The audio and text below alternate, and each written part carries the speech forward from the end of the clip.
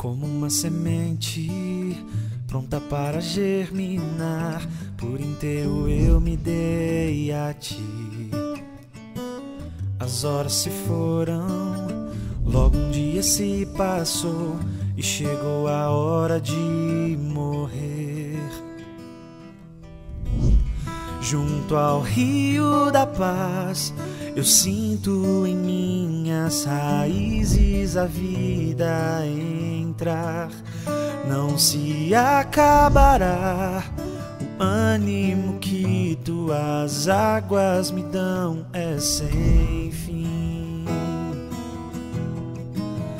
Cristo ressurreto, minha esperança está em ti, Senhor e amigo. Por tua graça eu tenho a tua vida em mim. Minha esperança está em ti, Senhor e amigo. Por tua graça eu tenho a tua vida em mim. Bem, eu queria já chamar o pastor Marcelo Jamal, é um privilégio ter ele aqui. Eu vi o pastor Marcelo Jamal pregando lá na casa de Zadok, né? E me impactou demais, né? É um homem assim, cheio da palavra, cheio da revelação, e todo pentecostal. É a minha cara isso, né? Eu amo isso, né? Esse lado pentecostal, esse lado cheio da palavra, isso é muito bom, né? E ele está morando nos Estados Unidos hoje, não é isso? Mudou para lá, porque Deus está abençoando, cada dia mais ele vai subindo de nível. Daqui a pouco ele está no Polo Norte, entendeu? De tanto que ele sobe de nível. Mas eu sou muito grata a Deus, porque ano passado ele viria na nossa conferência e deu uma mexida aí, né? Nossa, né? Um erro nosso aí de agenda, e aí ele não pôde vir, né? E esse ano a gente teve o privilégio de hoje e amanhã. Para nós é um privilégio enorme. Obrigado, viu, pastor? Deus te abençoe, né? Hein? É, né? Amém. Aleluia. Paz do Senhor, queridas. A honra é toda minha estar aqui, conhecer mais uma parte do corpo de Cristo, pessoas amadas, queridas, pessoas que valem mais do que todos os tesouros das nações reunidas em um só lugar, pois a cada um aqui o Senhor Jesus derramou o sangue dele, ele fez com que você valesse mais do que tudo que este mundo pode oferecer. Então, para mim é um presente conhecê-los. Já ouvi falar muito deste ministério, já ouvi falar muito desta igreja, e agora eu tenho essa honra, esse privilégio de conhecer vocês um pouquinho mais de perto. Bem, como é a minha primeira vez aqui, eu gostaria de me apresentar. Eu sou Marcelo Jamal. O Jamal tem tudo a ver comigo, né? Sou de origem libanesa. Jamal significa belo, lindo, formoso, aleluia, né? Minha mãe e meu pai acertaram bem quando me deram esse nome, né? E eu sou convertido ao Senhor Jesus, já tem aí 27 anos passados. Tive uma experiência com o Senhor Jesus nos meus 18 para 19 anos. Foi uma experiência muito linda, uma experiência marcante. Em uma outra ocasião, se assim Deus permitir, eu quero compartilhar com vocês a forma como Deus me resgatou. Foi muito lindo, muito maravilhoso. E logo, Deus me chamou para o ministério. Algumas pessoas perguntam assim: pastor Jamal, como é que foi o seu chamado? Eu falei assim: cara, Deus não me chamou não, Deus me jogou lá. Quando eu vi, eu já estava. Quando eu vi, eu já estava fazendo. Então, no ano de 92, me formei no seminário, logo fui para o campo missionário. E ao longo desses anos, eu já ajudei a plantar muitas igrejas, mas muitas igrejas mesmo. Hoje eu tenho um ministério chamado Comunhão Ágape. Existem várias igrejas que andam comigo, numa paternidade, não uma denominação, mas uma aliança de autonomia, mas de interação, de interdependência, muito gostoso. Eu também estou, no momento, presidindo um ministério chamado AIM, que chama Accord International Ministry, que é um lugar onde nós reunimos os ministérios. E a Beth falou sobre a minha estada nos Estados Unidos. Na realidade, eu não estou morando ainda lá, eu estou numa fase de transição. Até falei para o pastor Paulo que amanhã eu gostaria de conversar um pouquinho com ele sobre este momento da minha vida. Dentre muitas características do meu ministério, Uma delas é levar fogo, é levar alinhamento, é levar restauração, é trazer o padrão dos céus sobre a face da terra. Se você ouvir as minhas mensagens, você vai perceber de cada 10, 11, eu estou pregando alinhamento, eu estou pregando avivamento. Um avivamento apostólico, um avivamento profético. Um alinhamento apostólico, um avivamento profético. E Deus, então, há mais ou menos uns 3 anos atrás, falou comigo que eu iria plantar essa base ali nos Estados Unidos e, a partir dali, iria cooperar com os meus irmãos, com o corpo de Cristo, trazendo este alinhamento apostólico, profético, trazendo este avivamento para as igrejas. E eu creio que Deus há de me conduzir em bom termo, e eu conto com as suas orações em nome de Jesus. Eu espero até o começo de junho já estar lá definitivamente com a minha família. Sou casado com uma mulher linda, maravilhosa, Adriana. Tenho 2 filhos lindos, queridos, o Christian e o Eric. São gêmeos, né? São 2 meninões fabulosos, extraordinários. E uma família que não é perfeita, mas é uma família que ama Jesus, uma família que procura andar na palavra de Deus, que procura se dedicar cada dia mais. Eu costumo dizer que nós somos uma família sacerdotal. Eu me lembro no dia que eu pedi a minha mulher em casamento, foi muito romântico. Nós estávamos, inclusive, nos Estados Unidos, em Chicago, num trabalho missionário de edificação de igrejas. E eu olhei bem para ela assim, Deus havia me dado uma palavra que eu iria casar. É tão bom quando a gente tem palavra de Deus que vai casar, né, irmãos? Primeiro que você sabe que não vai morrer solteiro, né? Isso aí já é a melhor coisa, né? Quando você sabe com quem, fala, poxa, eu estou num projeto divino. Aí eu olhei bem para minha esposa assim, nós nunca havíamos conversado nada sobre namoro, nada sobre relacionamento. Lá em Chicago eu disse assim, olha, eu sou pastor, eu sou homem de Deus, eu não posso ficar namorando, você quer casar comigo? Né? Aí eu fiquei assim, esperando, deu mais ou menos uns 15 segundos, a paixão era tão grande, tão divina, eu falei assim, eu quero, aleluia. Então eram 2 loucos se reunindo, né? Se juntando. Depois a gente se casou, estamos aí casados já há alguns anos, e queremos envelhecer e, quem sabe, irmos juntos para o céu, né? Esperando a volta do Senhor Jesus. Amém, queridos? Muito bem, então isso sou eu, né? Eu quero compartilhar um pouquinho a palavra de Deus essa noite, mas antes de compartilhar, deixa eu te explicar uma coisa. Eu entendi da parte de Deus que essa conferência é muito mais do que uma conferência só de adoração. Ela tem um teor profético muito grande, um teor de alinhar o nosso coração ao coração de Deus, de alinhar o nosso coração à vontade do Senhor. Você sabia que tudo o que acontece no ambiente profético é extremamente importante a sua interação com isso, em tudo o que acontece. Porque, na realidade, queridos, o que nós vamos experimentar de Deus depende muito mais da sua interação do que propriamente da ação de Deus. Avivamento não é uma ação divina, é uma resposta humana. Se você olhar biblicamente, você vai perceber que todos os grandes avivamentos não aconteceram unicamente porque Deus agiu, mas aconteceu porque o homem reagiu à ação. Se nós olharmos, por exemplo, para Atos capítulo 2, iremos perceber que ouviu-se dos céus um som veemente como de um vento impetuoso e encheu a casa, onde todos estavam reunidos.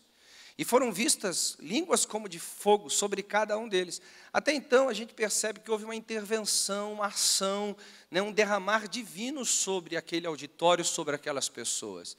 Mas tudo poderia se resumir só a uma ação divina. Tudo poderia se resumir só a um som dos céus. Tudo poderia se resumir apenas a uma manifestação celestial, sem proporções terrenas, sem mudança na face da terra.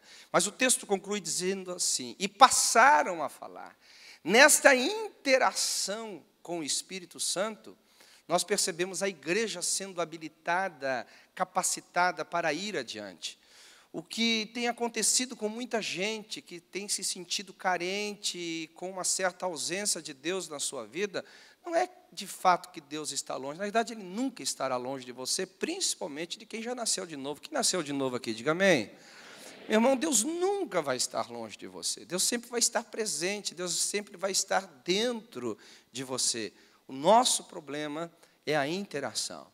Então, você vai desfrutar de Deus segundo a sua fome, segundo a sua sede, segundo a forma que você em interagir com Ele. Pois Deus é um Deus respeitador, Deus nunca vai invadir a sua privacidade, Deus nunca vai invadir o seu livre-arbítrio, Deus nunca vai fazer coisas que de fato você não queira. Então Deus sempre te convida, Deus opera em você o querer, né? Ele lança um desejo, Ele lança uma impressão, Ele move-se para também, né, realizar o seu operar, mas você tem que vir com Ele. Então, numa conferência como essa, numa igreja como essa, num ministério como esse, onde a unção profética está presente, nós temos que aprender a interagir com Deus, aprender a interagir com o Espírito Santo, porque senão nós vamos ficar cada dia mais distantes daquilo que Deus tem para realizar em nós e por intermédio das nossas vidas. Alguém entendeu aqui? Diga amém. Então, olhe para a pessoa que está ao seu lado e diga assim: a unção é proporcional à sua interação. Olha para o outro irmão também, para ele não ficar com ciúmes, né? Porque crente tem ciúmes, irmão, amém? Olha para o outro irmão e diga assim: a profundidade que você vai em Deus depende mais de você do que propriamente de Deus. Quem está comigo aqui, diga amém. Aleluia. Então, debaixo desse conceito, deste valor espiritual, eu quero que não apenas hoje, amanhã, mas todos os dias desta conferência, você procure não apenas ouvir, mas estar atento de como interagir com o Espírito, de como interagir com a palavra, como interagir com o que Deus está falando. E eu pretendo começar hoje e terminar amanhã, porque eu sei que quase todos os brasileiros gostam de novela, e quando a gente tem cenas do próximo capítulo, pastor, as pessoas nunca faltam na igreja, né? Então eu aprendi isso alguns anos atrás. Estou brincando, viu, irmãos? Não se ofenda, não. Né? Então eu vou começar a pregar hoje, pretendo terminar amanhã à noite, sobre o poder da experiência. Essa mensagem nasceu de uma experiência que eu tive com Deus, muito marcante. Na realidade, eu quero somar aqui duas experiências marcantes que eu tive com Deus, que me ensinou os conceitos e os valores que eu quero compartilhar com você aqui. Eu sou pastor, como já disse, há muitos anos, né? Eu presido ainda o Ministério da Comunhão Ágape por 17 anos, e eu já vi de tudo na igreja. Quando você é pastor por muitos anos, querido, você já viu de tudo. E eu tenho um ditado que a gente vai morrer e ainda não vai ver tudo. Mas na igreja é o lugar onde você possivelmente quase vai ver tudo que a terra tem para oferecer. Porque aparece de tudo na igreja. Tudo que você puder imaginar aparece na igreja. Em uma certa ocasião apareceu na igreja um rapaz que nós estávamos evangelizando ele. E ele tinha um envolvimento com as trevas assim absurdo, muito absurdo. Ele, para que vocês tenham uma ideia, ele ia toda sexta-feira violar os túmulos e comer um defunto. Toda sexta-feira ele comia um demônio. Ainda bem que lá na igreja comia um corpo para homenagear um demônio. Ainda bem que na nossa igreja a gente não tinha o hábito do ósculo santo. Então assim, eu ficava meio, né? E nós começamos a evangelizar, eu comecei a discipular. E aquele rapaz era um rapaz complicado, porque o envolvimento deles, né, irmãos, não é uma brincadeira. O cara toda semana comia um defunto, né, em consagração aos demônios, é um envolvimento seríssimo. E eu fiz de tudo, gente. Tente imaginar. Tudo que um pastor tem que fazer, eu fiz. Eu expulsei demônio, eu expulsei legião, eu expulsei principado, eu expulsei potestade, eu jejuei, eu orei, eu clamei, eu chamei equipe de intercessão, eu fiz veredas 1, 2, 3, 4, 1001, eu fiz tudo que você puder imaginar, o que estava nos meus conceitos e valores sobre cura interior e libertação, eu fiz com aquele rapaz, mas tudo que você puder imaginar. Chegou no momento da exaustão. Eu não sei quantos pastores aqui já passaram por isso. Quando eu vi o camarada no auditório, eu me sentia fracassado. Falei, meu Deus do céu, meu ministério está muito fraquinho. Meu ministério não está indo para frente. Essas coisas não podem acontecer comigo. Eu via ele, ao invés de me levantar, me derrubava. Um dia nós estávamos num culto daquele assim celestial na igreja, mas assim fenomenal, a glória de Deus havia invadido, as pessoas estavam orando e se derramando em Deus de uma forma extraordinária. Irmãos, poucos cultos eu vi a glória de Deus manifesta como naquele culto. Quando de repente eu olho para o sujeito, e o sujeito começa a correr dentro da igreja. Falei assim, meu Deus do céu, só pode ser ele, vai estragar tudo, vai estragar tudo. vai estragar tudo, meu Deus do céu, vai estragar tudo. Ele deu uma volta, deu a segunda, foi da terceira da igreja, era uma igreja grande assim, foi da terceira, e eu falei assim, eu vou pôr ordem e decência nesse culto aqui, porque está uma bagunça muito grande. Eu levantei a mão e a voz, o Espírito Santo falou, alto lá, porque senão você vai se intrometer em algo que eu estou fazendo. Eu falei assim, ai meu Deus do céu, agora eu estou ficando doido, varrido, Deus está mandando as pessoas correr dentro da igreja, esse negócio não está certo.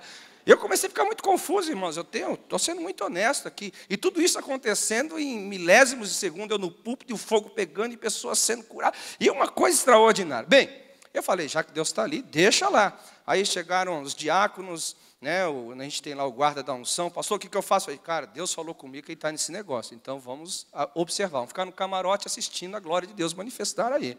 Aleluia. Bem, esse rapaz, a gente atendia ele uma semana, ele dava um passo para frente, 10 para trás na outra semana seguinte. A gente atendia ele dava 2 passos para frente, 50 para trás. Nada ia para frente. Depois daquele dia, eu fiquei observando a vida daquele rapaz. A vida dele começou a ir para frente.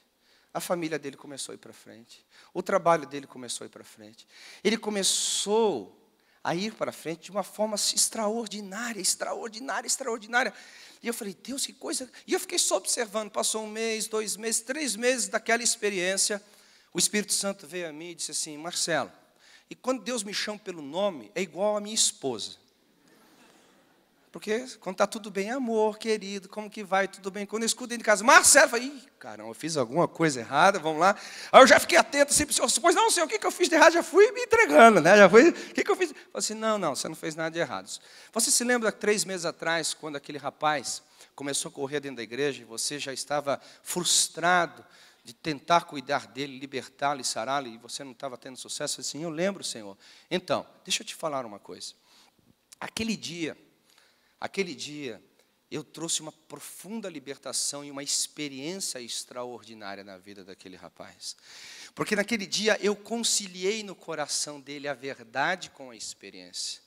Até então, todo cuidado que você teve com ele, todo discipulado que você teve com ele, toda a instrução que você deu a ele, toda a oração que você fez por ele foi útil e extremamente importante, mas aquilo estava apenas na consciência dele, aquilo não havia sido transformado em experiência, não era real para ele, era apenas conceitos, eram apenas valores, eram apenas fundamentos importantes, mas não transformadores. Naquele dia, quando eu o visitei, eu juntei a verdade com a experiência, e aquele rapaz, Deus começou a me dar várias palavras sobre o ministério dele. Hoje ele é uma bênção, é um obreiro, é um homem de Deus. Eu falei, glória a Deus, Senhor Jesus. Eu, para fazer a minha conferência profética, cheguei para o rapaz e falei assim, vem cá, me conte o que aconteceu aquele dia na igreja que você correu e tal. Eu falo assim, pastor, deixa eu te contar uma coisa. Eu, conforme fui sendo visitado pelo Espírito Santo, parece que todas as verdades que eu havia aprendido, todos os discipulados que nós havíamos tido junto, todo aquele momento de oração, de intercessão que nós havíamos tido, ele subia ao meu espírito não apenas como uma consciência de ser verdade, mas como um fogo, aquilo ia me consumindo, e eu corria como quem estava gozando de uma liberdade que nunca em toda a minha história eu gozei, porque eu vim de família de satanista, eu vim de família envolvida com demônios, e eu nunca havia sentido gozo, eu nunca havia sentido liberdade que eu senti aquele dia. E eu falei, obrigado, Senhor. Não tive outra reação, senão me ajoelhar e dizer, Deus, me perdoa na minha incredulidade, me perdoa na minha forma humana de olhar a forma celestial que você faz as coisas, Deus. Me perdoa de ter um padrão meramente humano nas questões que devem ser analisadas de forma celestial.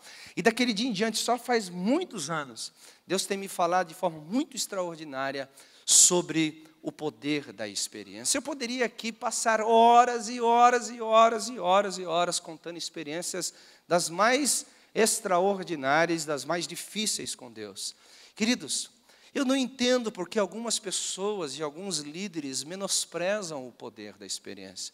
Na realidade, se nós fôssemos de fato menosprezar o poder da experiência, nós teríamos que, no mínimo, desprezar toda a Bíblia. Eu vou te provar. Se você tem uma Bíblia de capa preta com páginas brancas e com uma fitinha vermelha aí, preste atenção no que você vai ouvir. Vamos supor que você seja daqueles que não concorda com o poder da experiência. Você acha que essas coisas são místicas, essas coisas não são palpáveis, nós não podemos nos fundamentar nela. Bem, tire a experiência de Adão.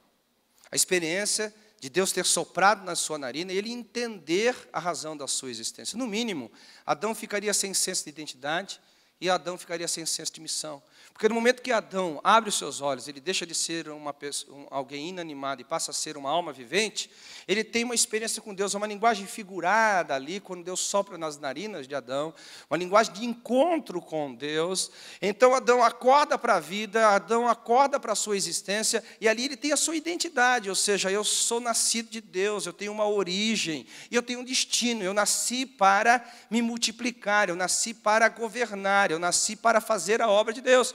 Se você faz parte daqueles que desprezam o poder da experiência, vamos rasgar as páginas da Bíblia que falam sobre Adão, então nós teríamos aí, a origem da humanidade destruída, porque ela nasceu de uma experiência com Deus. Vamos pegar Noé. Noé, a Bíblia fala que Noé teve uma experiência extraordinária. E, na realidade, a experiência de Noé não foi uma experiência comum. As pessoas pensam que Noé acordou e imaginou uma arca para livrar a humanidade das águas do dilúvio. Não. Na realidade, se você parar para pensar, Noé vinha de uma família profética. Noé vinha de uma descendência profética. Quem era o bisavô de Noé? Alguém se lembra aqui quem era o bisavô de Noé? Hã? Olha, uma boa lição passou para as células isso aí, ó. Aleluia. Enoque. Enoque foi o primeiro a profetizar sobre a vinda de Jesus, como também a destruição do mundo da época. Enoque teve um filho. E as pessoas perguntaram para ele: Enoque, essa sua profecia que você está dizendo que o fim vai chegar, quando é que vai ser? Ele tem um filho. Qual é o nome do filho de Enoque? Isso aí vocês sabem, né, irmãos? Matusalém. Matusalém, um dos nomes de Matusalém significa quando esse for tirado, virá o fim. Então, Matusalém não viveu muito tempo na terra simplesmente porque dormia cedo e acordava cedo, comia bem e fazia exercícios físicos. Não, Matusalém viveu um período profético. Foi o homem que viveu marcando uma geração para determinar a destruição do mundo da sua época. Então, Enoque teve a profecia, o fim virá. Quando virá o fim? Quando este for tirado, Matusalém. Matusalém tem um filho. Qual é o nome do filho de Matusalém? Lameque. Um dos nomes de Lameque significa derramamento de água, porque as pessoas perguntavam para Lameque, para Matusalém, seu pai profetizou, o fim vai chegar. Ele te deu um nome, quando você for tirado vai ser o fim. E como que o fim vai acontecer? Lameque, derramamento de água. Aí Lameque tem um filho. Qual é o nome do filho de Lameque? Essa vocês sabem, né, irmãos? Não, vamos lá. Qual é o nome de Noé? Um dos nomes de Noé significa por esse virá o juízo. Então, quando Noé nasce, Noé não nasce simplesmente assim por acaso. Noé nasce dentro de uma linhagem profética. Ele nasce dentro de uma linhagem sacerdotal.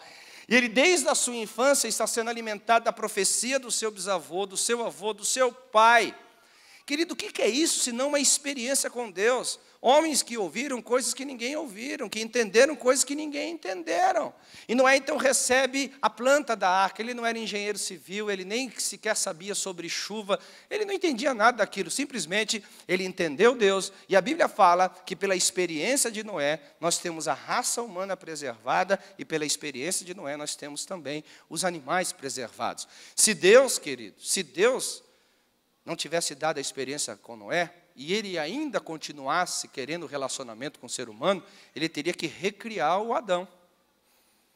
Agora, jogue fora as experiências que Noé teve. Tire das páginas da Bíblia, você vai tirar algumas pregações de Jesus também, porque o próprio Senhor Jesus foi quem ensinou que a sua volta seria como nos dias de Noé.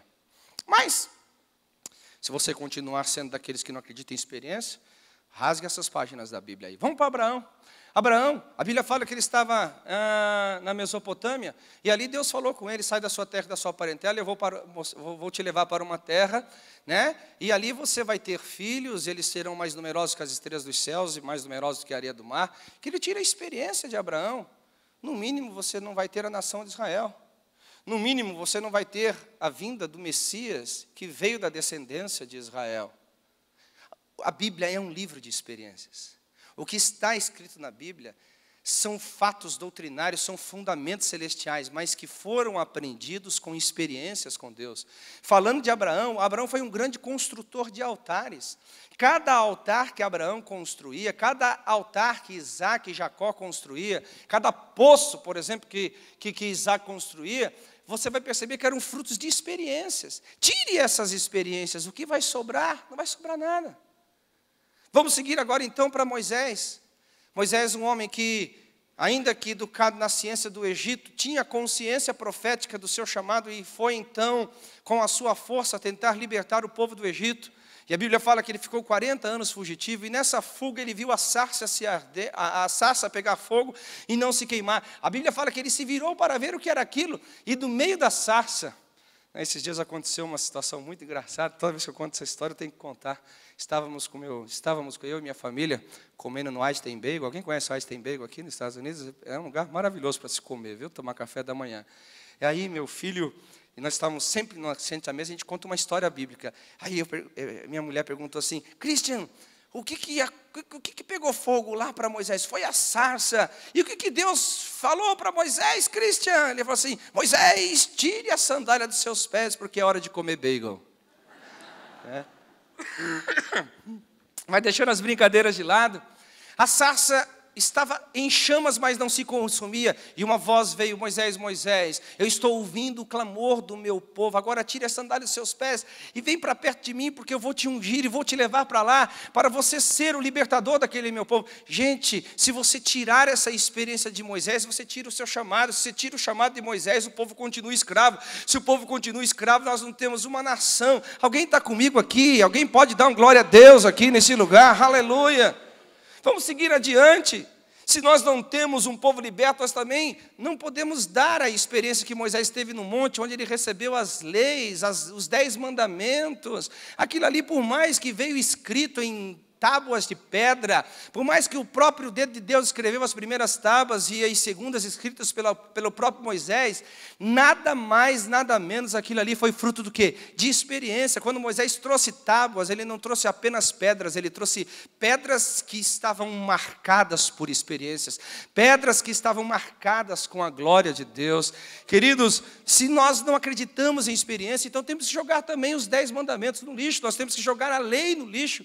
E se formos seguir nessa direção, amados, o que vamos dizer dos juízes, o que vamos dizer de Samuel? Samuel apenas um menino deixado do templo. Se a experiência não tivesse marcado o seu ministério, ele seria mais um serviçal no templo. Ele talvez seria contaminado pela geração de Eli, por andar junto com os seus filhos Ofni e Finéias, mas a experiência que Samuel teve com Deus fez toda a diferença na vida dele, ao ponto de em Israel não ter um juiz à semelhança de Samuel, que nenhuma das suas palavras caíram por terra. Jogue fora a experiência de Samuel, jogue fora a experiência dos juízes. O que vai sobrar da Bíblia? Jogue fora as experiências do profeta. O que vai sobrar da Bíblia? No mínimo, querido, se nós não valorizamos experiências, nesse exato momento da história, o Velho Testamento já foi embora. O Velho Testamento já foi embora. O que se falar de Jesus, Jesus desde o seu nascimento, já foi debaixo de experiência. O início do seu ministério foi debaixo de experiência. Experiência com o Pai. Se você parar para olhar o deserto, tem muitas pessoas que olham o deserto como a escola da vida. Na realidade, o deserto é a maior escola ministerial que o homem pode passar. Porque ali, no deserto, Jesus aprendeu a ouvir o Pai. Ali no deserto, Jesus aprendeu a ouvir o Espírito. Ali no deserto, Jesus aprendeu a perceber a presença dos demônios. Ali Jesus aprendeu a lidar com as suas limitações. Ali Jesus aprendeu a lidar com os anjos. Tem uma escola ministerial extraordinária no deserto, fruto de experiência. Quando ele sai do deserto, a Bíblia fala que ele sai no poder do Espírito Santo.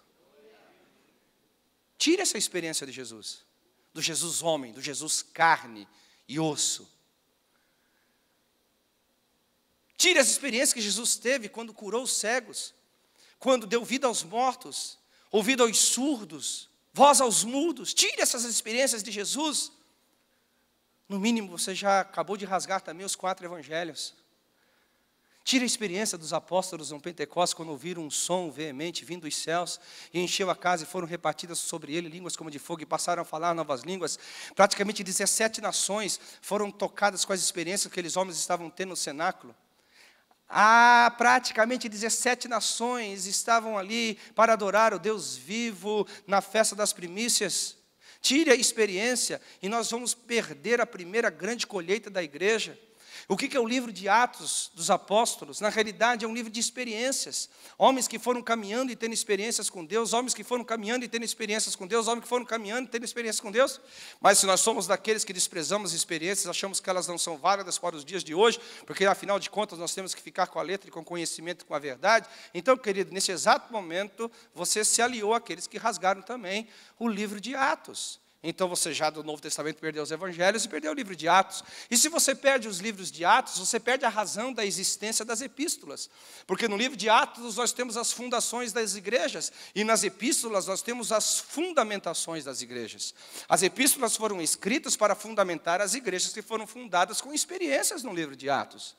Então tire a experiência de Paulo. Paulo, um fariseu, que no capítulo 7 consentia na morte de Estevão, em capítulo 8 entrava pelas casas e perseguia os cristãos, capítulo 9 está a caminho de Damasco, e ali o sol fica pequeno diante da luz da glória de Jesus, e Jesus aparece para Paulo e dá a ele uma experiência extraordinária, e o perseguido agora começa a se tornar um apóstolo poderoso por causa de uma experiência extraordinária com Jesus. Mas se experiências não são válidas, vamos rasgar as páginas da Bíblia, e no mínimo nós vamos perder aí 70%, 80% do Novo Testamento escrito por Paulo, porque na realidade, o que Paulo escreveu, ele não escreveu nada aprendido pelos homens. Ele mesmo fala que o evangelho que ele pregava não era um evangelho aprendido pelos homens, mas ele conhecia um homem que ele não sabia se era no corpo ou fora do corpo, mas tinha subido ao terceiro céu, e havia escutado coisas inefáveis lá. Querido, alguém pode dizer um amém nesse lugar aqui? Bem, o que sobrou? Sobrou Pedro. Quando chegaram para Pedro, falaram: Pedro, você não quer ir embora? Eu falei assim: não, como que eu posso ir embora? Só ele tem palavra de vida eterna. Como que eu posso desprezar aquele que nossos olhos viram, as nossas mãos apalparam a respeito do verbo da vida? Então a gente só ficou com o Apocalipse. Mas se a gente não valoriza a experiência, né? O que dizer então daquele candeeiro que andava no meio do candeeiro, da voz que dizia: suba para cá que eu vou te mostrar das coisas que hão de acontecer? Apocalipse capítulo 4, versículo 8. Irmãos, sabe o que aconteceu nesse exato momento? Nós que desprezamos experiências, nós só ficamos com a página da Bíblia nas mãos. E esta é a grande realidade de muita gente. Eu disse que juntaria duas experiências numa só. E aqui vai a segunda parte. Hoje nós vivemos momentos extraordinários de igreja cheia de gente vazia. Se você espremer o cristianismo de algumas pessoas, no sentido de como se espreme o limão, se espreme a laranja, nós não vamos colher dali experiências com Deus. Nós estamos vivendo uma geração de gente que conhece o Deus que outros falam sobre Ele. Nós conhecemos um Deus dos pregadores, nós conhecemos um Deus das pessoas que dizem a respeito dEle. E eu vou te dizer, querido, que nós não precisamos ficar horrorizados em relação a isso, porque a própria Bíblia nos mostra, em várias ocasiões, que existem adoradores que nem sabem o que estão adorando. O próprio Senhor Jesus mesmo, quando chegou diante da mulher samaritana, e começou o embate aqui, ou é ali, lá, ou acolá, que deve ser adorado, Jesus falou: deixa eu te falar uma coisa, olha, vocês, os samaritanos, adoram o que não conhecem. Vocês, os samaritanos, adoram o que não conhecem. Se você observar, por exemplo, quando Apolo chega ali, a Bíblia fala que ele era um homem eloquente, ele era um homem fervoroso, ele era um conhecedor da Bíblia, ele não era um homem qualquer, ele era um homem talvez melhor do que todos nós no conhecimento, mas a Bíblia fala que ele conhecia o caminho de Deus de forma limitada. Mas um casalzinho de velhos, Áquila e Priscila, colocou figurativamente nos colos e disse assim: vem cá que eu vou ensinar com maior precisão os caminhos de Deus para você. Quando Paulo chega em Éfeso, Atos 19, ele chega ali e pergunta para as pessoas: espera um pouquinho, vocês são aqui adoradores? Sim, somos adoradores, mas em quem vocês foram batizados? Apenas o batismo de João. Mas vocês não conhecem o Espírito Santo? Eu falei: não, nós nem sabemos que ele existe. Quando Paulo chega no Areópago e as pessoas criaram ali um monumento enorme para todos os tipos de deuses, e lá no cantinho tinha um Deus, um altar ao Deus desconhecido. E Paulo, a partir dali, fala assim: a este que vocês adoram sem conhecer, eu vos anuncio. Querido, hoje em dia o sistema religioso tem criado gente. O sistema religioso tem criado líderes. O sistema religioso tem criado pessoas que funcionam para a religiosidade, mas que, se você parar para ver a vida delas, não há sequer uma experiência profunda com Deus, e muitas delas, infelizmente, nós até duvidamos do novo nascimento. Nós precisamos urgentemente de uma igreja que esteja fundamentada na verdade. Nós precisamos urgentemente de uma igreja que conheça as Escrituras. Nós precisamos urgentemente de uma igreja que não está se movendo por qualquer vento e doutrina, conforme está escrito em Efésios capítulo 4. No entanto, nós precisamos também de uma igreja que transicione como Jó transicionou. Antes eu te conhecia de ouvir falar, mas agora de contigo andar. Jó era um adorador, inclusive estava marcando os céus, porque ele era íntegro, temente a Deus, se desviava do mal. Mas ele mesmo fala: Deus, eu só te conhecia de ouvir falar, mas agora a minha experiência com você mudou totalmente a minha forma de ver e de enxergar as coisas. Se nós quisermos raízes, se nós quisermos que as pessoas se aprofundem em Deus, não vai ser com os nossos discursos que nós vamos conseguir isso. Não vai ser com a nossa filosofia que nós vamos conseguir isso. Aliás, eu não estou autorizado ainda por Deus, mas na hora que Ele me autorizar, eu vou começar a alinhar essas questões no corpo de Cristo. Porque hoje em dia, queridos, muito dos nossos discursos e da nossa forma de ser e viver como igreja militante, não triunfante, igreja militante é humanista. E um dos conceitos do humanismo é tirar o sobrenatural. Um dos conceitos do humanismo é erradicar a intervenção celestial na terra. E não são poucos os adeptos, até inconscientes desse tipo de doutrina, que propagam os seus vômitos, contaminando o coração do povo de Deus. Deus sempre foi um Deus de perto. Deus sempre foi um Deus de relacionamento. Deus sempre foi um Deus de intimidade. Deus sempre foi um Deus que quis desejosamente, ardentemente se relacionar com a sua criação. Qualquer outro tipo de pregação que não nos leva à intimidade, que não nos leva ao conhecimento de Deus, que não nos leva a experiências com Deus, está enchendo só nossa cabeça, está enchendo só nosso conhecimento, nossa mente com conhecimento, ainda que religioso. E nós, de alguma forma, precisamos mudar esses conceitos, esses padrões na igreja. Eu quero profetizar aqui esta noite de uma forma sobrenatural, de que a sua vida e o seu ministério vai ser semelhante àquela estrada de Damasco, quando eu quero pautar a minha pregação esta noite.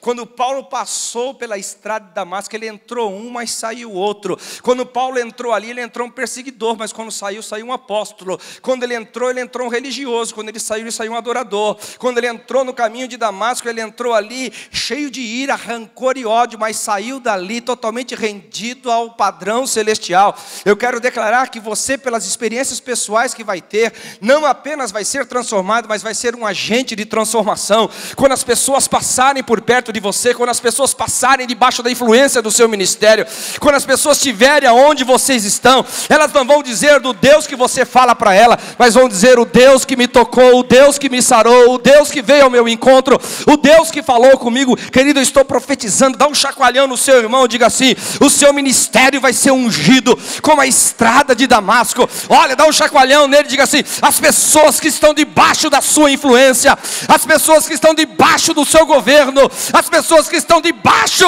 da luz do Senhor sobre a sua vida, não vão ser nécios, não vão ser frívolos, não vão ser homens e mulheres distantes de Deus. Elas vão ser marcadas com experiências sobrenaturais. Há alguém aqui para dar um glória a Deus?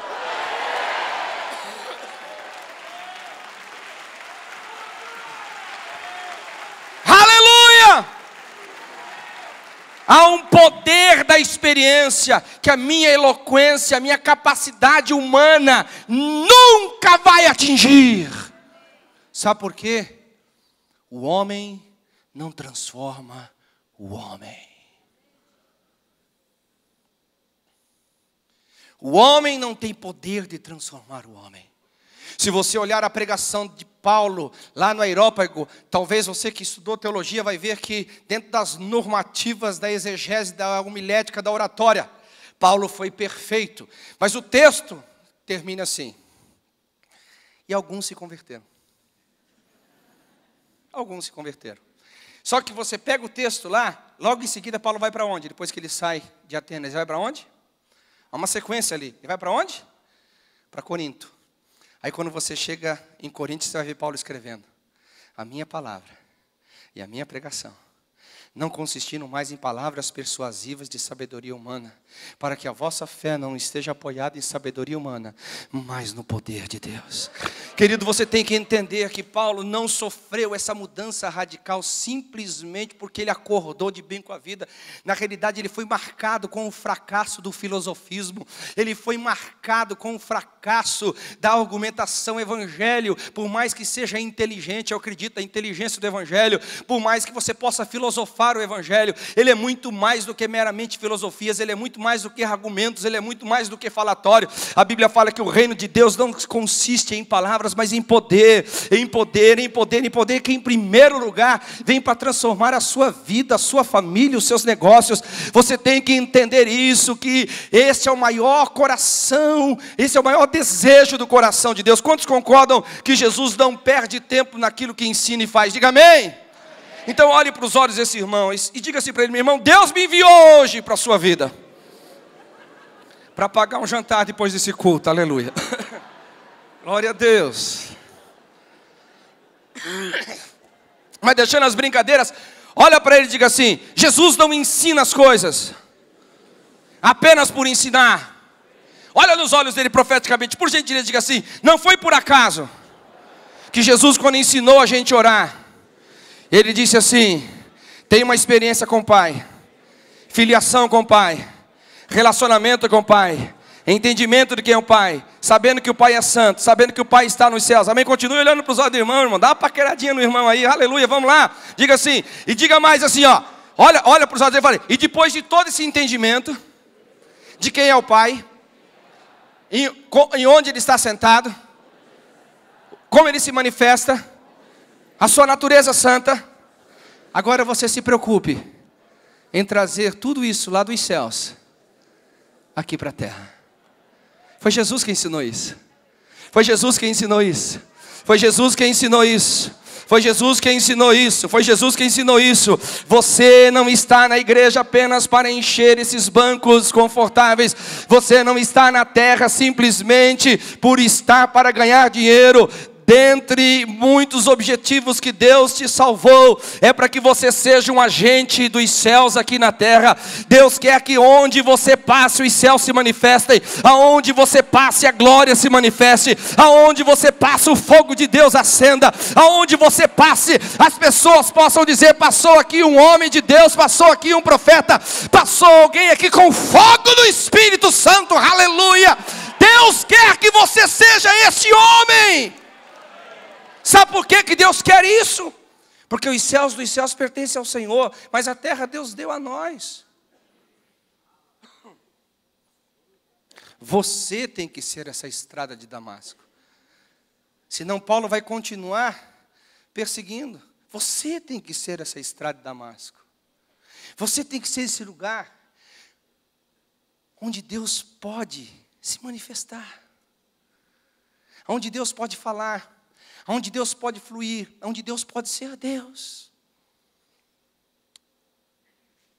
Queridos, eu quero libertar vocês de um perigo enorme que existe na falta da experiência. É um perigo muito grande, sabe por quê? Eu já mostrei para vocês biblicamente aqui. Nós temos a samaritana, nós temos, por exemplo, Nicodemos, que era líder em Israel, mestre em Israel, e não entendia as coisas dos céus. Nós temos o próprio Paulo, que provavelmente era membro do Sinédrio, e era perseguidor da igreja. Nós temos, tantos outros homens na Bíblia que adoravam sem conhecer. Querido, a religião tem esse poder.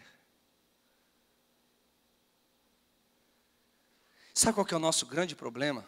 Escute o que eu vou dizer, eu quero que vocês não se assustem comigo. A gente acha que esses tipos de problema acontecem só lá fora. Quando a gente olha, por exemplo, algumas religiões que nós conhecemos e sabemos que Deus não plantou elas, porque a planta que meu pai não plantou será arrancada e tirada fora, e a gente vê alguns sacerdotes lá, a gente sabe que eles não nasceram de novo e fala em nome de Deus. É verdade ou não é? Você tem alguma dificuldade de reconhecer isso? Eu só não quero falar nome aqui para não ofender, mas vocês sabem de quem que eu estou falando. A maior religião que a gente tem no Brasil aqui. Eles geram sacerdotes em cima de sacerdotes e bispos e arcebispos. Você acha que aqueles homens são nascidos de novo? Mas eles são líderes. Líderes de um sistema, não líderes do céu.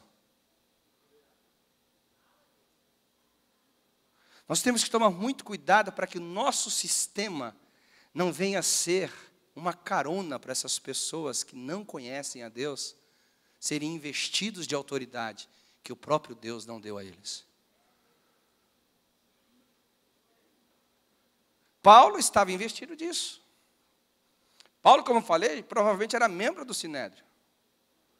Provavelmente era um homem de influência. Se não naquele momento seria, porque ele foi ensinado aos pés de Gamaliel. Gamaliel era o melhor e maior conselheiro de Israel na época. Então, na ausência de Gamaliel, quem iria subir ao lugar de conselho seria Paulo. Mas quando ele passou pela estrada de Damasco, ele considerou todas essas coisas como refúgio para ganhar a sublimidade de Cristo. A sublimidade de Cristo. Então, agora preste atenção. Se você pega 2 Coríntios, capítulo 5, versículo 16, a Bíblia fala assim, repita comigo por gentileza, diz assim: a ninguém mais conheço segundo a carne, ainda que tenha conhecido Cristo segundo a carne, já não o conheço mais assim. Vamos parar por aí o texto. Paulo está falando ali sobre o ministério da reconciliação, né? Paulo fala, depois nós somos nova criatura, nascemos de novo, as coisas velhas passaram, e que Deus nos deu o ministério da reconciliação. Mas por que Paulo parte do pressuposto que havia conhecido Cristo segundo a carne? Paulo era contemporâneo de Jesus. Paulo conhecia o Jesus, filho de Maria. Paulo conhecia o Jesus nascido em Belém, vindo de Nazaré. Paulo conhecia o Jesus humano, o Jesus histórico. E você sabe o que acontece com quem tem esse tipo de conhecimento?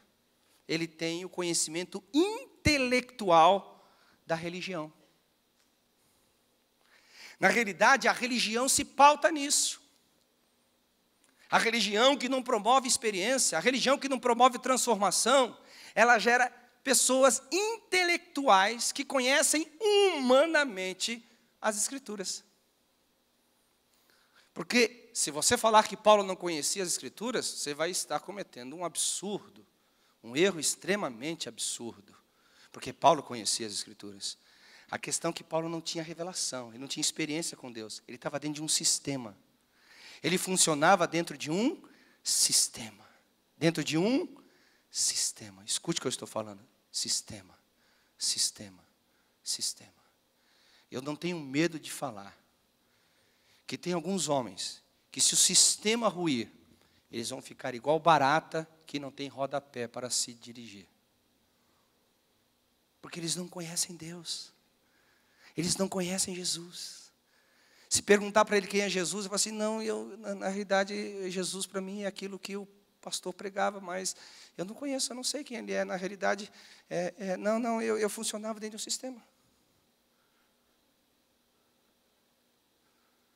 Paulo, ele tinha mente religiosa, ele conhecia o Jesus histórico, mas ele passou por uma transformação, quando ele disse: já não o conheço mais assim. Essa experiência transformou Paulo, porque agora ele não conhecia mais o Jesus filho de Maria, mais o Jesus filho de José, mais o Jesus carpinteiro, mais o Jesus desprezível vindo de Nazaré. Ele conhecia agora o Cristo ressuscitado. O Cristo que está sentado acima, à direita do Pai.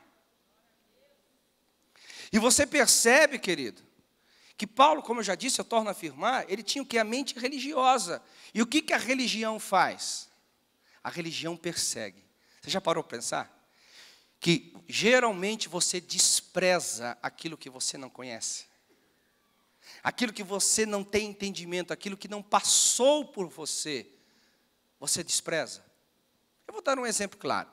Eu acho que quase todo mundo já teve essa experiência que eu vou dizer aqui. Sabe aquele restaurante que você passava na frente dele toda semana, e eu olhava assim, um restaurante qualquer. Mas, por uma carga d'água, um amigo foi lá e disse assim, cara, eu comi num restaurante, mas uma comida, ó, supimpa, boa, gostosa. Você resolveu ver se o seu amigo estava falando a verdade.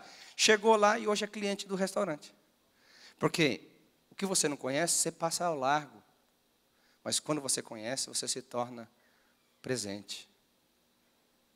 Geralmente, escute o que eu vou dizer, ao longo dessa minha caminhada de mais de 25 anos, só de Ministério Integral são mais de 23 anos, eu posso afirmar categoricamente, todas as pessoas que perseguiram o mover de Deus, o mover do Espírito Santo, quando eu tive um encontro com elas e comecei a conversar gentilmente, em amor, eu percebi que elas não tinham experiências com Deus. Porque aquilo que você não conhece, eu vou tornar a dizer, você despreza. Paulo não conhecia o que era o cristianismo, ele não conhecia quem estava por trás do cristianismo. Paulo não conhecia o que estava sendo formatado dos céus na terra. Ele tinha mente religiosa, era pautado no judaísmo, pautado no farisaísmo. Então, qualquer coisa contrária ao padrão dele, era inimigo, era desprezado. Era desprezível, melhor dizendo. Então, quando você não compreende, você persegue. Agora, deixa eu te falar uma coisa aqui. Algumas pessoas ficam dizendo, pastor, mas você está pregando um misticismo na igreja, que as pessoas então têm que correr e pular e virar cambalhota. Não é isso que eu estou pregando. Eu estou pregando que as pessoas precisam ter experiências com Deus. E eu não quero rotular a experiência. Eu não sei se você vai cair, se você vai voar. Eu não sei se você vai correr ou se vai sentar. Se você vai chorar ou que você vai rir. Eu não sei se você vai ver anjo ou não vai ver nada. Mas uma coisa eu peço ao Espírito Santo, que a partir de hoje, seja inaugurado na sua vida espiritual, na sua vida cristã, um tempo de experiências extraordinárias com Deus. Quando te perguntarem, você conhece Deus? Eu conheço. Mas como é que você conhece Deus? Por causa disso, porque as Escrituras falam que Ele cura, eu vi cura, que Ele salva, eu vi salvação, que Ele fala que liberta. A Bíblia tem se provado real, não apenas por ser a Bíblia, mas por ser real na minha vida, por ser real na minha família, por ser real no meu ministério, por ser real naquilo que eu faço, e etc e tal. Glória a Deus por isso. Então, eu não estou pregando misticismo. Aliás, até para que eu possa tirar um pouquinho o preconceito daqueles que são preconceituosos, toda experiência genuína e verdadeira com Deus, ela é cristocêntrica. Vamos nos pautar na experiência de Paulo. Atos capítulo 22, a Bíblia fala que Paulo então está fazendo a sua defesa pautada onde? Na experiência. Ele fala assim, irmãos, deixa eu falar uma coisa para vocês. Eu, Paulo, que outrora era fariseu. Eu, Paulo, que outrora perseguia a igreja. Eu, Paulo, que outrora era e deixava de ser e acontecer. Tive uma experiência com Jesus. Agora, você percebe, queridos, que ele quando começa a relatar essa experiência, principalmente no versículo 8, o texto fala assim, quando Paulo foi passando por caminho de Damasco, ele viu uma luz que brilhou mais do que o sol do meio-dia e ouviu uma voz, eu sou Jesus. Repita comigo, toda experiência genuína, ela é cristocêntrica. E aqui entra uma outra verdade. Ouçam-me com atenção, eu falo com amor e temor e com autoridade. Muito do nosso sistema religioso hoje não é cristocêntrico, ele é antropocêntrico. Ele está muito mais pautado no homem do que em Jesus. Muito mais pautado na terra do que nos céus. Muito mais padronizado à sociedade em que estamos inseridos do que numa visão celestial. Toda experiência genuína, nós não precisaríamos ter medo dela, sabe por quê? Porque ela é uma experiência produzida pelo Espírito Santo, e o Espírito Santo não recebeu outra coisa senão revelar a Jesus. O próprio Senhor Jesus falou, Ele vai receber o que é meu, Ele vai entender o que é meu, e Ele vai comunicar a você, Ele vai comunicar a você. Você vai, meu irmão, eu vou repetir isso 10, 50 vezes esses dias. Não pense que as pessoas são transformadas por causa do seu discurso, não são transformadas por causa da sua eloquência, não são transformadas por sua habilidade de gerenciamento, não são transformadas porque você é você. As pessoas são transformadas quando elas são tocadas por Deus, elas são transformadas quando o Espírito Santo pode se mover na vida delas, quando o Espírito Santo pode revelar aquilo para o qual ele veio, revelar a Jesus Cristo. Toda experiência tira o homem do egoísmo, tira o homem de si mesmo, tira o homem de sua própria vidinha e o conduz para o Senhor Jesus. Eu sou Jesus. Porque se fosse só experiência pela experiência, da luz brilhar mais do que o sol do meio-dia, ficaria na experiência. Mas eu tenho uma forma de analisar quando uma experiência é divina, quando ela é humana, quando ela é divina ou quando ela é religiosa, quando ela é divina ou ela é uma abobrinha voadora por aí. É o quanto de revelação e entendimento fica na pessoa a respeito de quem é Jesus.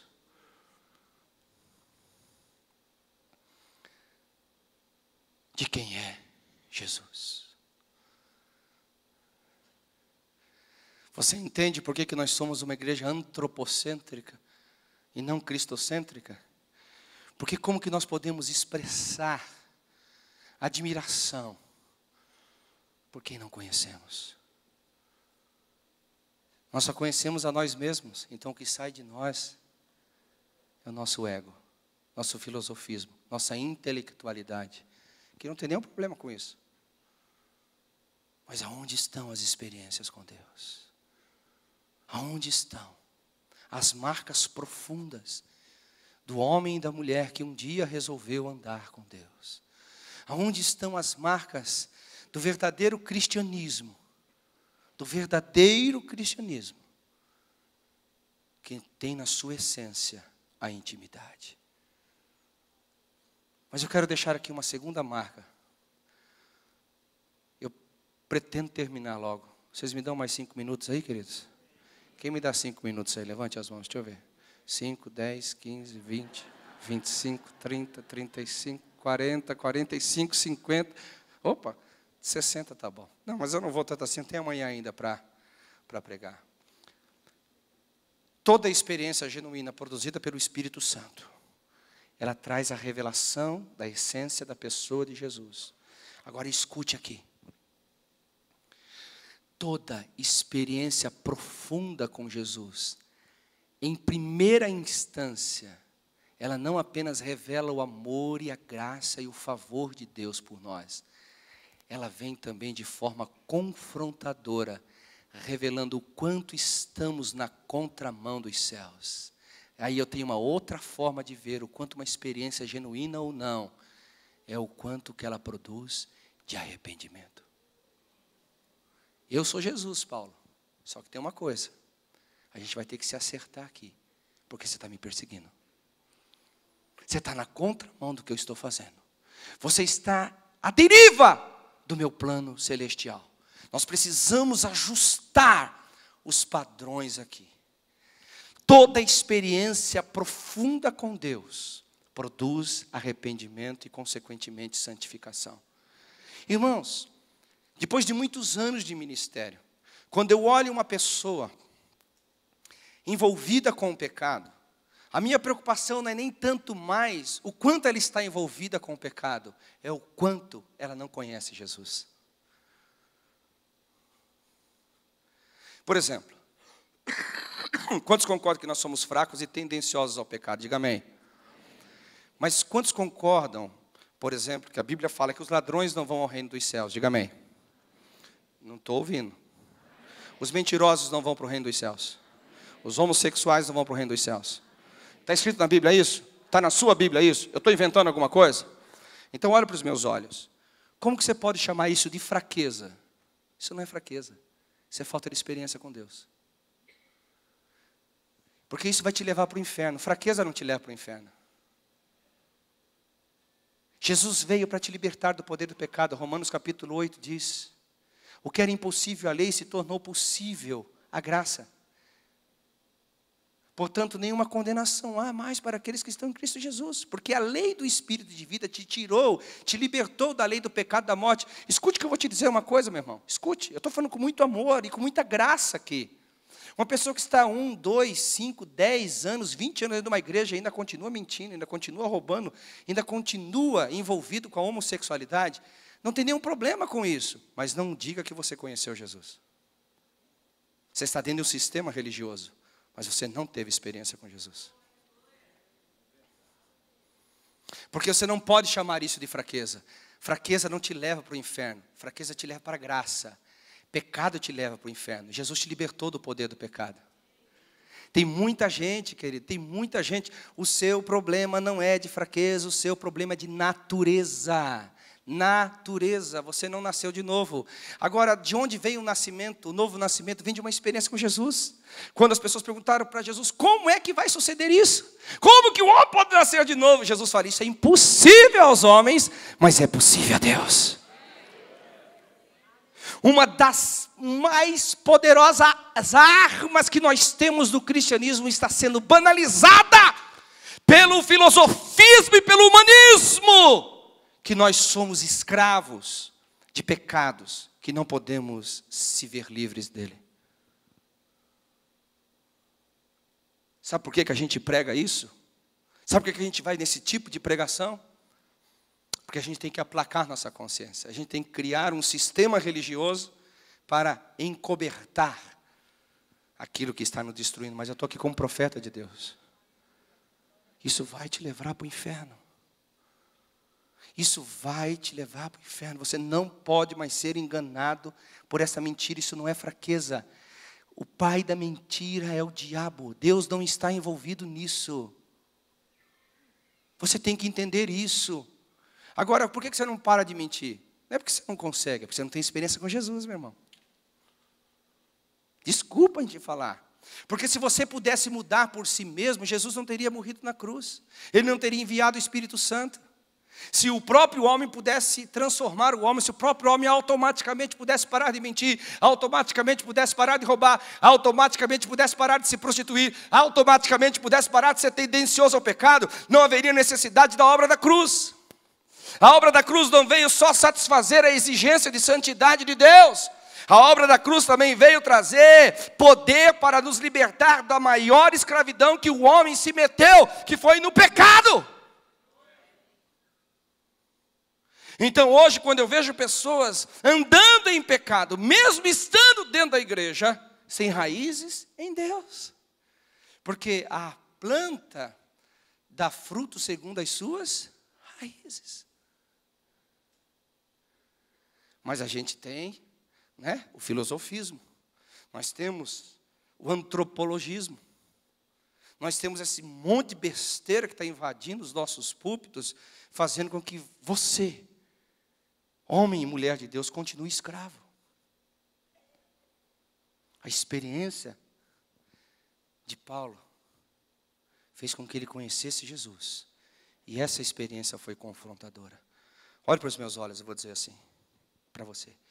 O seu padrão, escute, o seu padrão de cristianismo não pode ir além da sua revelação que você tem de Jesus. Você nunca conseguirá ser mais do que aquilo que você entende em Jesus. Nunca. Nunca. E muito do nosso crescimento e da nossa profundidade em Deus não depende de Deus vir e se manifestar, e Deus vir e falar. Não, não. Depende de você, depende de mim.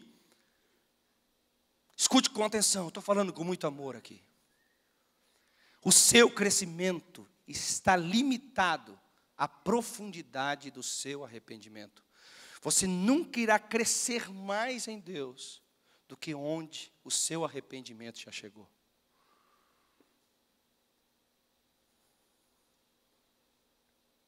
Nunca, nunca, nunca, nunca. Quando Jesus chega para Paulo e fala assim: eu sou Jesus a quem você me persegue. O que Paulo faz? automaticamente, o que tu queres, Senhor? Imediatamente fala, o que tu queres, Senhor? Imediatamente as cartas que estavam em suas mãos para perseguir os irmãos de Damasco são rasgadas. Automaticamente o ser membro do Sinédrio ficou desprezado. Automaticamente a vida de estudo do judaísmo ficou desprezada. Por quê? Porque ele teve uma experiência. Ninguém precisou lhe falar nada, ninguém precisou lhe exigir nada, ninguém precisou ficar azucrinando a sua orelha. Paulo teve uma experiência profunda com Deus e isso produziu transformação. O que tu queres, Senhor? Como que você vai se sujeitar a alguém que você não conhece?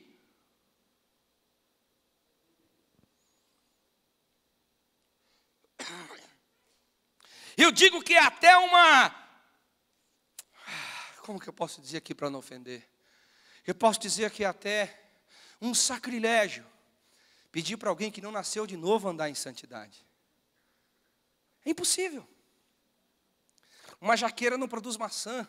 Uma bananeira não produz jacas. Uma mexeriqueira não produz laranjas.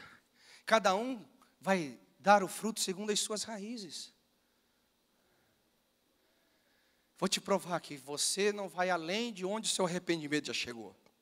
Havia um jovem rico na Bíblia. Muito rico. E a Bíblia fala que esse menino quis seguir Jesus. E eu não conheço nenhuma outra passagem bíblica que Jesus aceitou o cara ser oferecido. Aquele ele aceitou. Jesus falou, tá bom, você quer me seguir? Então vem e segue-me. E ele perguntou, então Jesus, qual é o preço da caminhada? Jesus falou, vá e guarde os mandamentos. Aquele menino começou a ouvir o que Jesus falou. Faça isso, faz aquilo outro. Eu aqui com a minha mente santificada já começo a imaginar que aquele menino todo certinho, toda almofadinha, falou assim, se essas são as exigências, dentre os 12, eu já estou entre os 3. Facilmente, eu já deixei 9 para trás, no mínimo. Aí quando Jesus olha para ele e fala assim, você faz tudo isso? Você guarda? Sim, Senhor, eu guardo. Então agora você vai, vende tudo, dê aos pobres e volta e me segue. O que aconteceu com aquele menino? O que aconteceu com aquele menino? Ele deu as costas. Você nunca irá mais longe, mais profundo, mais alto em Deus do que onde o seu arrependimento já chegou. Quando você não conhece Jesus, o preço é alto demais. Quando você não conhece Jesus, o sacrifício é muito intenso. As pregações como essa ficam exageradas. A gente não consegue ouvir Tessalonicenses que fala que quem rejeita a santidade não está rejeitando aos homens, mas sim a Deus. A gente rejeita Hebreus quando fala santificado, porque sem santificação ninguém verá o Senhor. Santificação não é não é produto de esforço. Santificação é produto de revelação. Você nunca vai se sujeitar a quem você não conhece. Você nunca vai se entregar a quem você não conhece. Você nunca irá mais profundo enquanto você estiver limitado em você mesmo. Sabe, queridos, eu comecei essa mensagem dizendo que tudo depende da nossa interação com o Senhor. Em Atos capítulo 2, Pedro se levantou e disse, vocês estão interagindo de forma errada com o que Deus está fazendo. Vocês estão traduzindo o som dos céus como um movimento meramente humano. É 9 horas da manhã ainda. E 9 horas da manhã ninguém está bêbado. Mas o que vocês estão vendo e ouvindo foi que foi profetizado pelo profeta Joel. Olha só que 2 formas de verem as coisas no mesmo lugar e no mesmo ambiente. Muitos daqueles estavam zombando, mas outros estavam dizendo, a gente está ouvindo eles falarem das grandezas de Deus em nossa própria língua.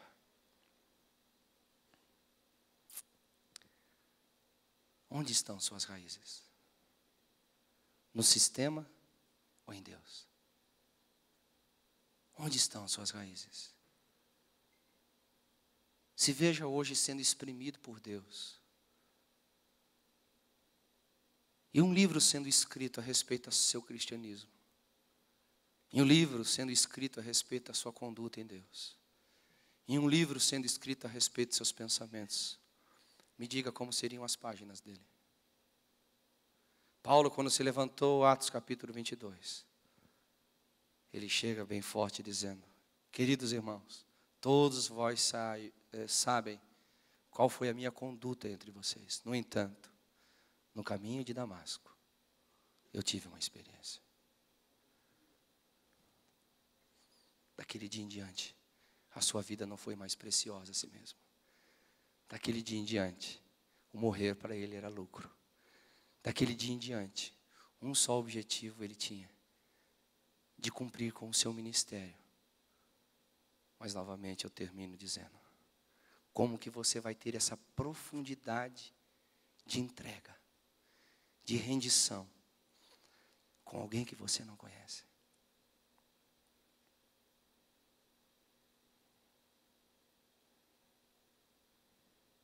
Avivamento não é uma ação dos céus na terra apenas.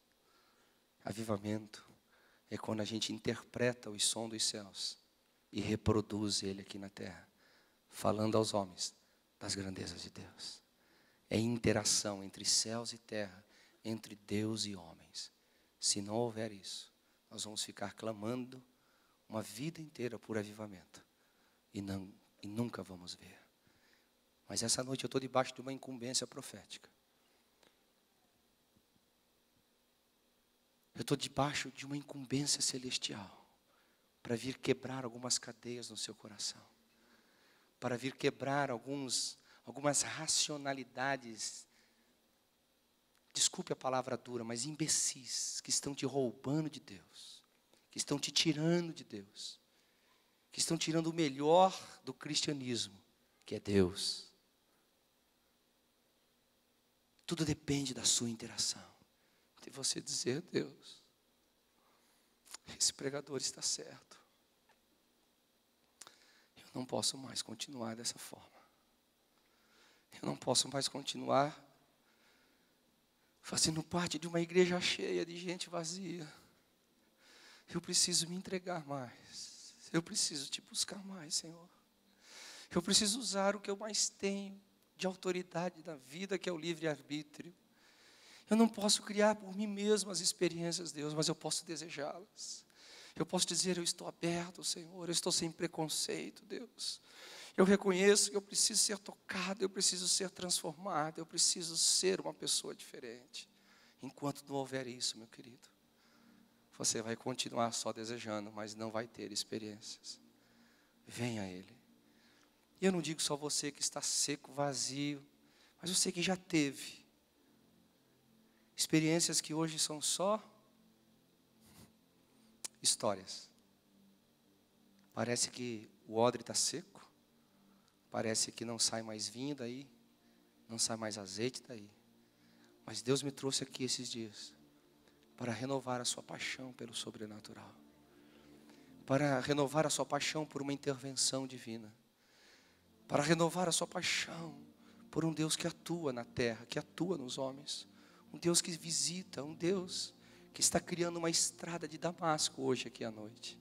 Quantos querem passar por essa estrada? Sai do seu lugar, vem aqui à frente. Eu sou o primeiro a estar aqui. De coração, querido, eu sou o primeiro a estar aqui. A verdade que prega, ela é verdade para mim. Eu não sei o que vai te trazer aqui, se é mais de Deus ou se você tem recebido tão pouco dele. Eu não sei se você vai se ajoelhar, se você vai ficar em pé, eu não sei.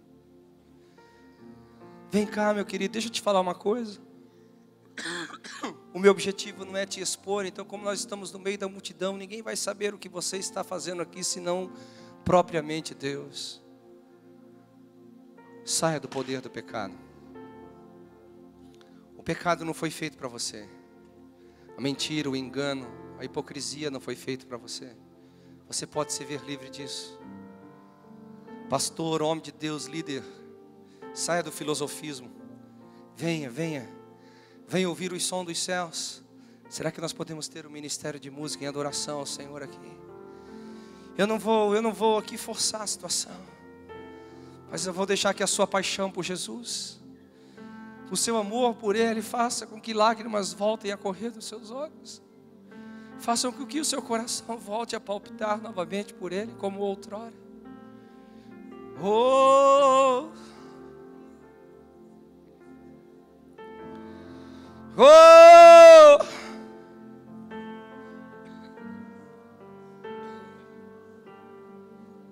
Vamos, meu irmão, não venha aqui à frente apenas por vir.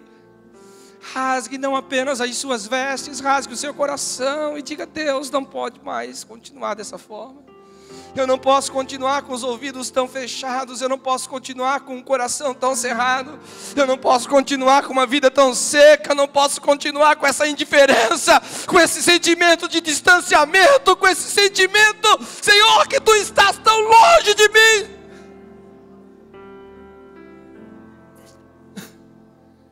Oh!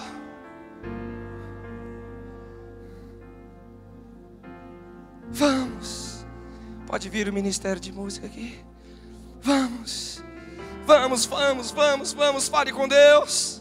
Chame o pecado de pecado. Chame a indiferença de indiferença. Chame a religiosidade de religiosidade. Comece a jogar essa podridão no lixo. Comece a jogar essa vida sepulcral no lixo. Comece a dizer: eu não quero isso para minha vida. Eu não quero, eu não quero, eu não quero, eu não quero.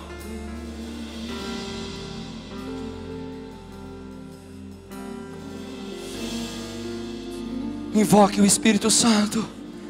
Invoque o Espírito Santo. Invoque o Espírito Santo. Invoque, somente Ele tem o poder de revelar a pessoa de Jesus. Somente Ele tem o poder de transformar a sua vida. Somente Ele, somente Ele. Meu Deus.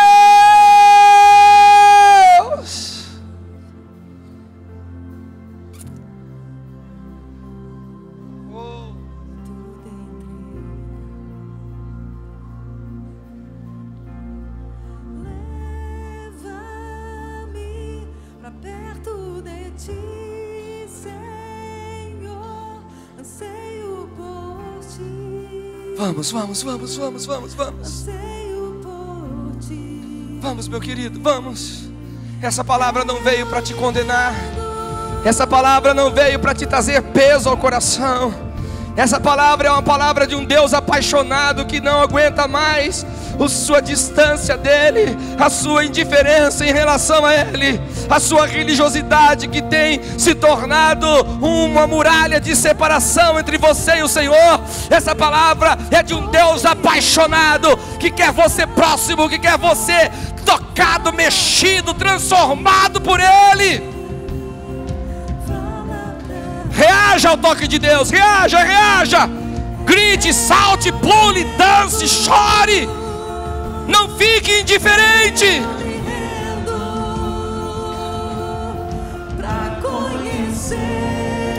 Isso, isso, isso, isso. Vem, vem, vem, vem, vem, vem.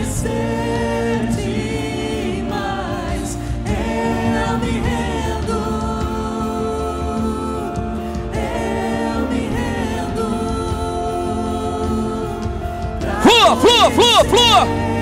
Flua, flua, flua, flua, flua, flua. Você é livre, você é livre, você é livre.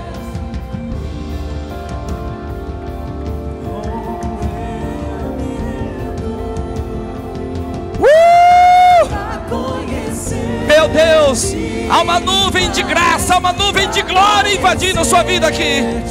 Algo de Deus nesse lugar.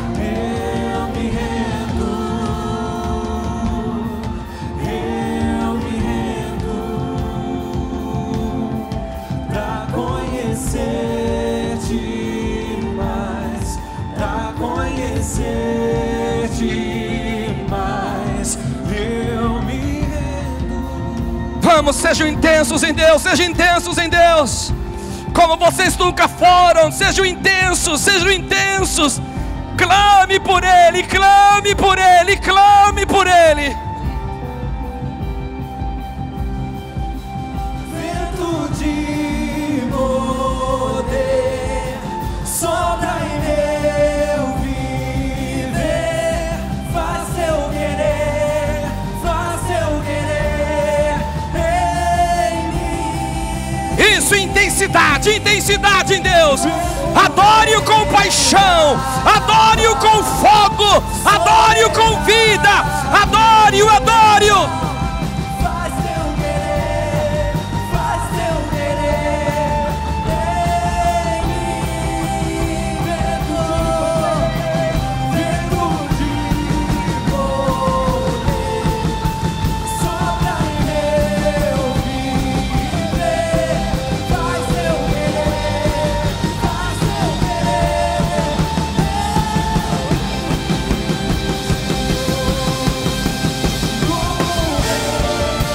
Onde está o fogo no seu coração por Ele? Onde está a sua paixão por Ele? Flua, flua, flua, flua, flua, flua, flua, flua, flua.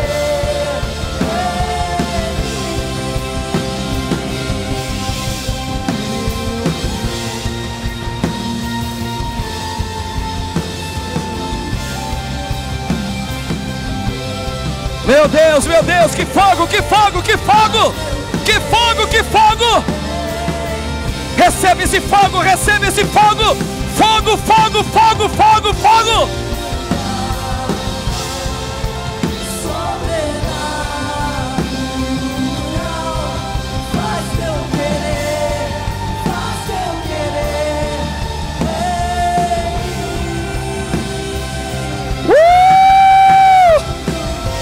Meu Deus, meu Deus, meu Deus, meu Deus, meu Deus, meu Deus, meu Deus! Oh!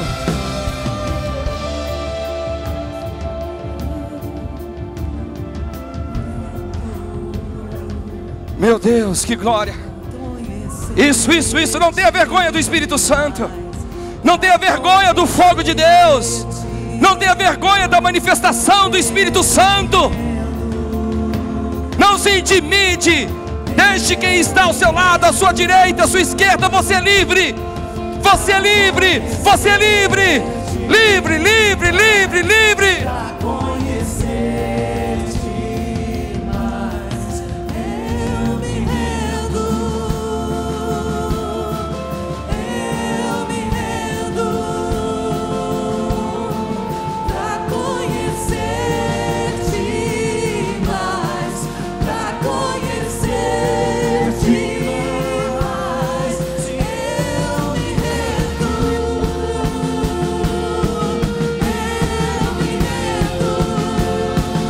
Flua, flua, flua, flua, flua, flua, flua.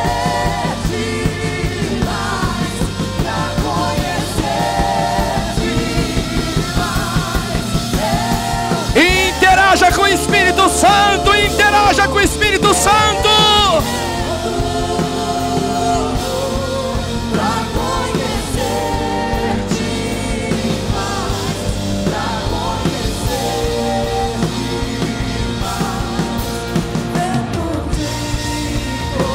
Fogo, fogo, fogo, fogo, fogo, fogo, fogo, fogo.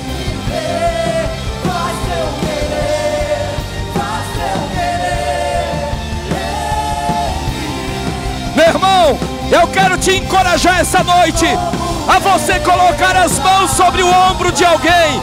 Comece a orar com alguém, ore com alguém, põe as suas mãos sobre ele, ore com ele, ore com ele, ore com ela, ore, ore, ore, ore, ore. Põe as suas mãos sobre o ombro de alguém. Ore, ore um pelo outro. Peça por Deus na vida dele.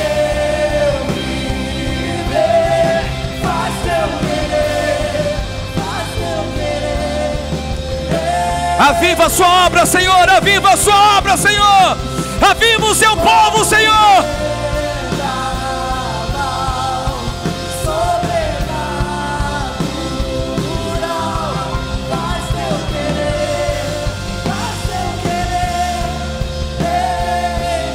Flua, flua, flua, flua, flua, flua, flua.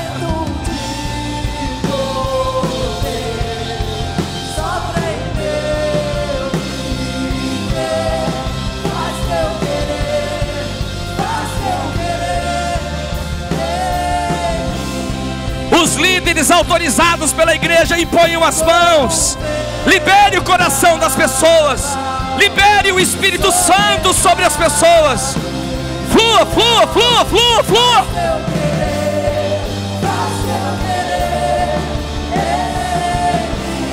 Oh, se agarre com alguém aí, diga: você não vai sair daqui igual. Você não vai sair daqui sem ser tocado por Deus.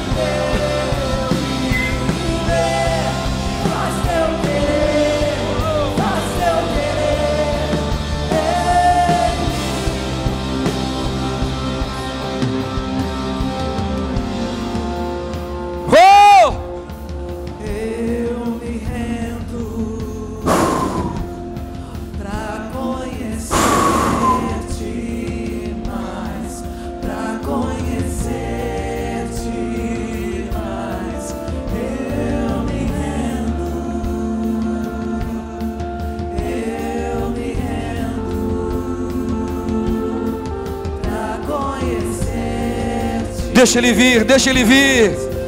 Deixa o Espírito Santo se derramar sobre você. Deixa o Espírito Santo se derramar. Isso, isso, isso. Interaja com Ele. Interaja com Ele, interaja com Ele, interaja com Ele.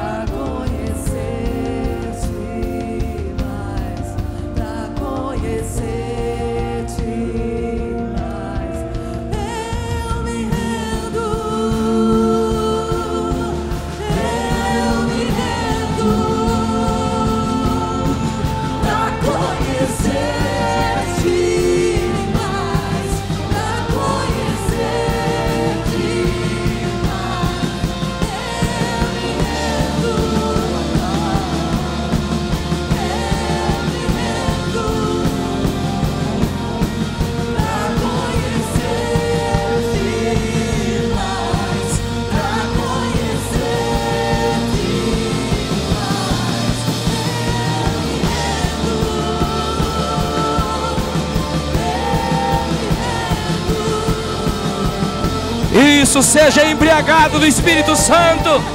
Seja embriagado do Espírito Santo. Possuído do Espírito Santo. Possuído, possuído do Espírito Santo.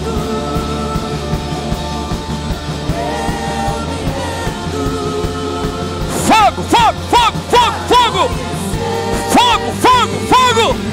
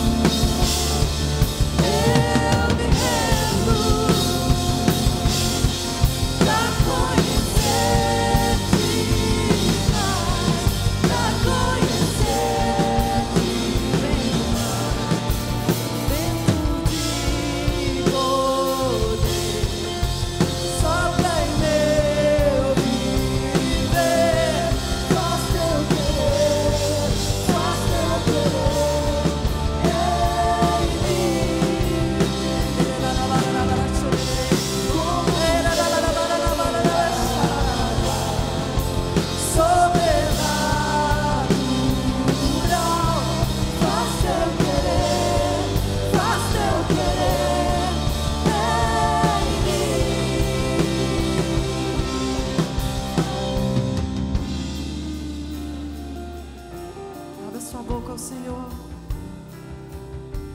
O banquete está posto, depende da sua fome e da sua sede.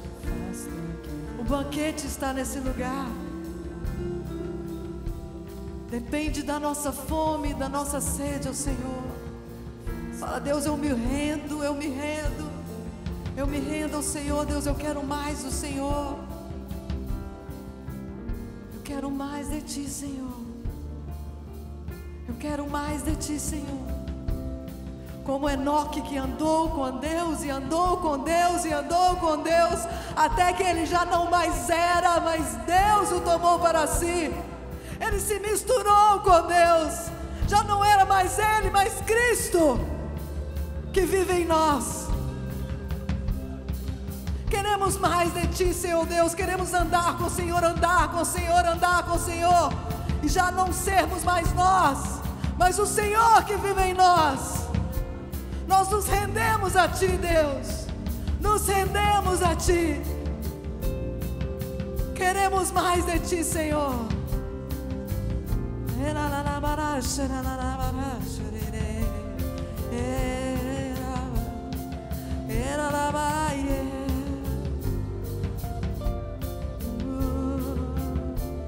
Você pode dizer isso, vento de poder, mais uma vez. Vento de poder, sopra em meu viver, faz Teu querer, faz Teu querer em mim, como um vendaval sobrenatural. Faz Teu querer, faz Teu querer em mim. Aleluia, aleluia, aleluia, aleluia, aleluia.